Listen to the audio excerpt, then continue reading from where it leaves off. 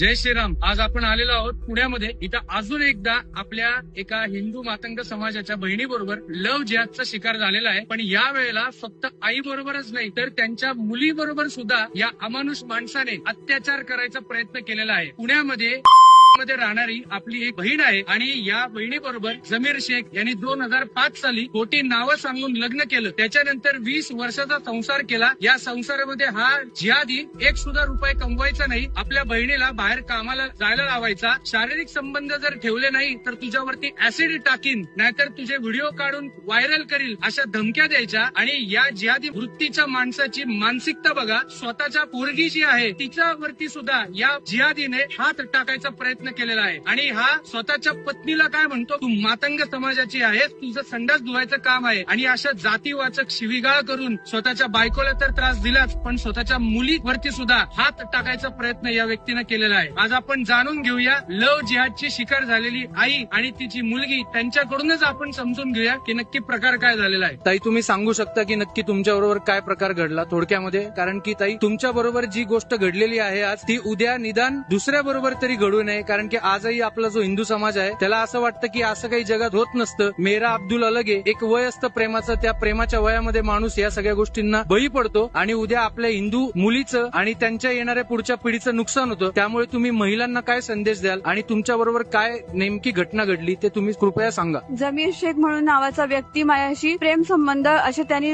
तयार केले आणि तो मौलावाण्याकडे जाऊन कसलं पाणी आणायचा, तो प्यायला द्यायचा आणि त्यांनी माझ्यावरती खूप अन्याय केला. तो अन्याय त्यांनी एवढा केला की मी सांगूही शकत नाही. तो सतत मला जीवे मारण्याची धमकी द्यायचा आणि घाणेरडे व्हिडिओ तो व्हायरल करेल अशी धमकी देऊन माझ्याशी खूप त्रास द्यायचा. एवढ्याच वरती तो थांबला नाही तर तो आता मुलीवरती पण घाणेरडी नजर त्यांनी ठेवली आणि मुलीला खूप त्रास द्यायला लागला आणि तिला धमक्या द्यायचा की जर तू तोंड उघडलं तर तुला मी काही करेल, जसं तुझ्या मम्मीचं हे केलंय तसं तुलाही करेल, अशी तो सतत तिला धमकी द्यायचा.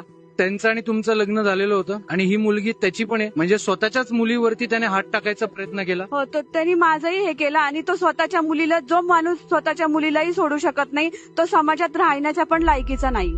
ताई, मला सांगा, आज आपण आता स्वारगेट पोलीस स्टेशनच्या इथं बाहेर उभे आहोत, तर याच्यावरती आपण कोणकोणते गुन्हे दाखल केलेले आहेत आणि पोलिसांनी आपल्याला काय आश्वासन दिलेलं आहे? त्याला जेवढी जास्त शिक्षा देता येईल तेवढी मला पोलिसांनी सांगितलंय की आम्ही त्याला द्यायचा प्रयत्न करू. आपल्या छोट्याशा बहिणीशी बोलायचा प्रयत्न करतो. ताई, फक्त मला थोडक्यामध्ये सांग, तू ज्याला वडील समजतेस यांनी तुझ्यावरती हात टाकायचा प्रयत्न केला. आता काय बोलू, माझ्याकडे शब्द नाहीये, पण अशा सगळ्या सिच्युएशन मध्ये आपल्या अनेक हिंदू मुली उद्या येऊ शकतात. तर त्यांना एक, तू 16-17 वर्षाची आहेस, तू पण एक लहान आहेस, तर तू काय आपल्या हिंदू बहिणींना संदेश देशील?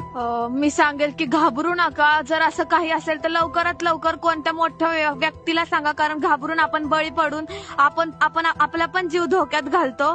माझी सर्वांना हीच विनंती आहे की मोठ्या माणसांना हे सांगा, घाबरू नका. खूप खूप धन्यवाद. आज आपल्या हिंदू समाजाबरोबर ही जी परिस्थिती चालू आहे, एक आई आणि मुलगी अक्षरशः 20 वर्षाच्या व्यक्तीबरोबर राहिले, तो स्वतःच्या पोटच्या पोरीचा बलात्कार करायचा प्रयत्न करतो. त्याच्यावरती गुन्हे तर दाखल झालेलेच आहे, पण हा अत्याचार कधी थांबणार? हा जर थांबायचा असेल तर हिंदू समाजाने जागरूक होणं गरजेचं आहे. कारण की आज आपण जर जागरूक झालो नाही तर उद्या असे अनेक बळी पडू शकतात. म्हणून सर्व हिंदू समाजाला माझी विनंती आहे की जागरूक व्हा आणि लव्ह जिहाद हा पिक्चर मधला नाहीये, हा खरंच होत आहे याची जाणीव असू.